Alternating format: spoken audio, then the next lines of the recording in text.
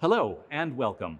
I'm Julian Armour, the Director of Music and Beyond, and welcome to Music and Nature.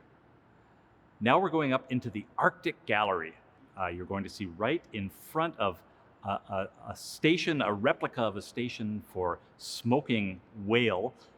So a very, very fascinating performance with Aalla Metcalfe and his son Damian. And listen carefully, this is not a musical performance, but it's fascinating nevertheless. He's going to explain a number of Inuit games. And yes, do try these at home.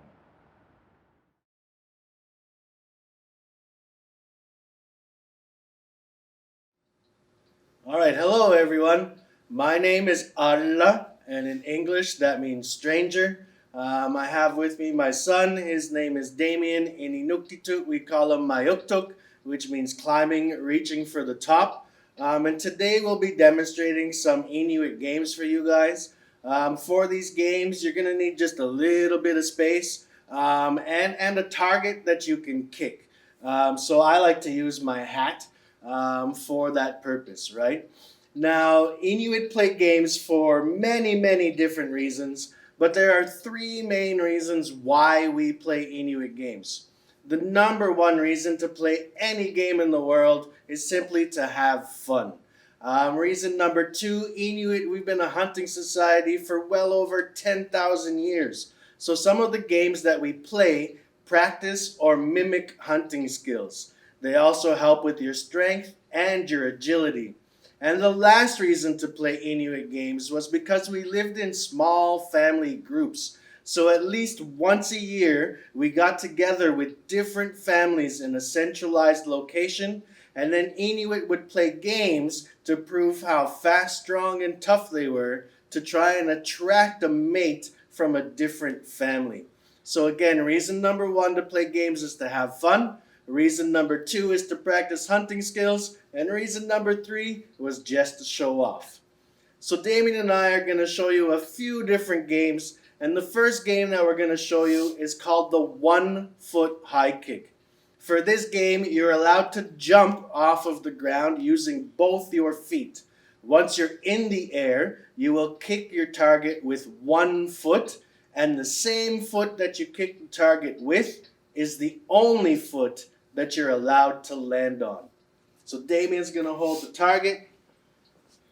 I kick with my right leg, so pay close attention to what it does. And for the Arctic Winter Games, once you land on the ground, you then have to hop 3 times to show the judges that you have control over your balance and your body. So this again is called the 1 foot high kick.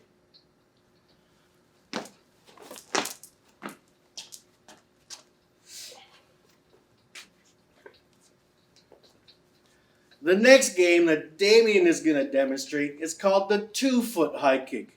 Now the height for this one is harder to get, but the movement is easier to do. And again, for this game, you hop off the ground using both your feet. This time you're going to keep your feet together the whole entire time. You're going to kick the target with both feet and land back down on both feet.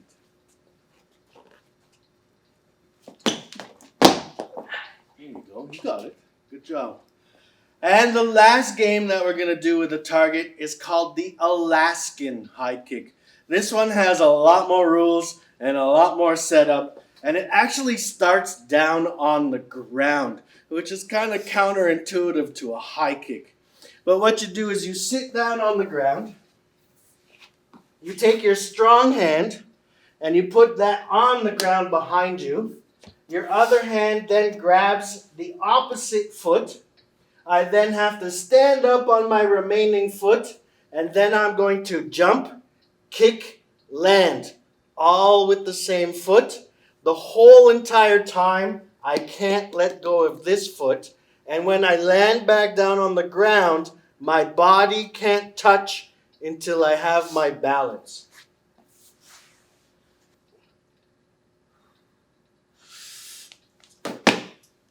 Oh. Whew. Now, the next game we're going to do is a balance game. So Damian and I are going to stand about 1.5 feet, 2 feet apart. Our hands are going to go just above our shoulders. And for this game, it's kind of like playing patty cake. But instead of playing patty cake, we're going to be slapping each other's hands, trying to make the other person move either one of their feet. You are allowed to move your hands out of the way, but you're not allowed to touch the other opponent on any other part of their body. So if I go to slap Damian's hands and he moves them and I touch his shoulders, Damian wins that round. Now I'm also going to teach you how to count to 3 and say go Inuit. So 1 is a tausuk, 2 is mako, and 3 is pingasu, and go is ati. So we go a tausuk, mako, pingasu, ati. Gotcha. You want to try that one again? Yeah. A tausuk, mako, a tausuk, mako, pingasu, ati.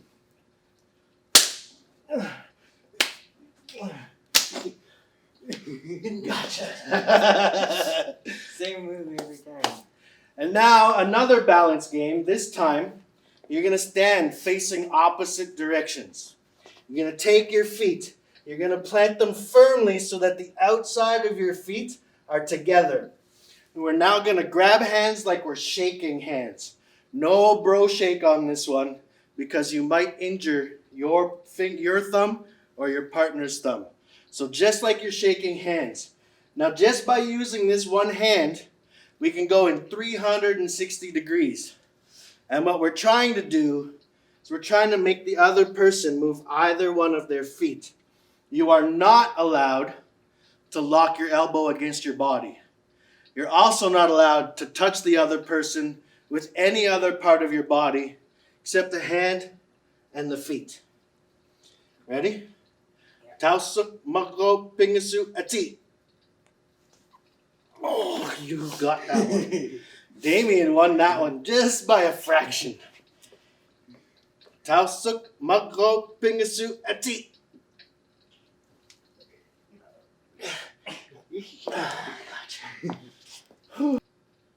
Alright, so the next game that we're going to be doing is called the knee jump. So Damian's going to go down on the ground on his knees.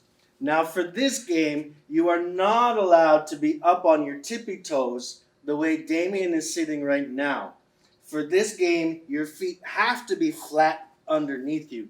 The reason being is because we use this position in order to go ice fishing.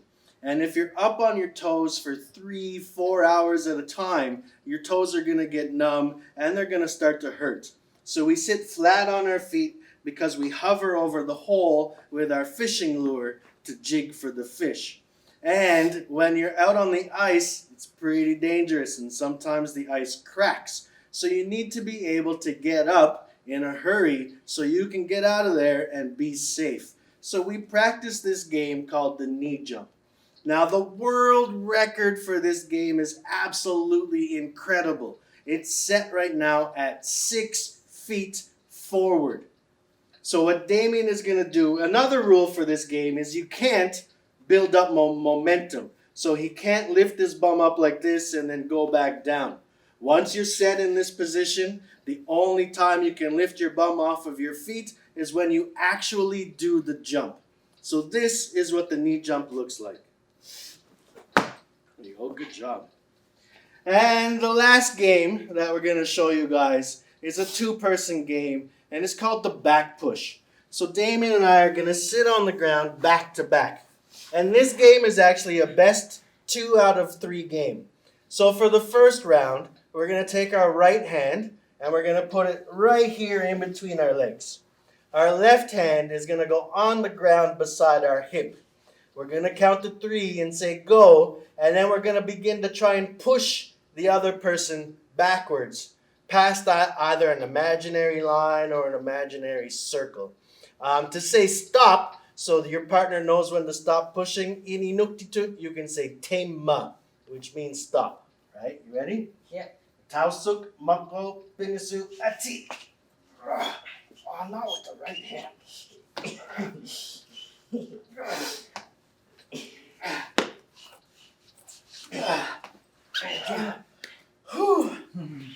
So I won the first round. Now we're going to do the second round, and this time we're going to take our left hand and put it on the ground in between our legs. And our right hand is then going to go next to our hip. Tausuk, mako, pingasu, ati. Son of a...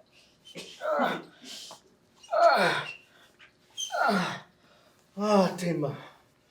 Whew. So now Damian won with his left hand, and we're tied 1-1. The tiebreaker for this game is both hands on the outside, and this uses a completely different set of muscles. You ready? Yeah.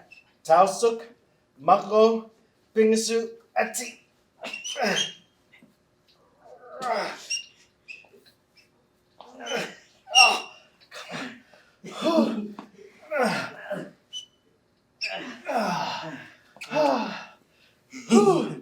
So, I hope you guys have fun. I'd really like you guys to try out these games.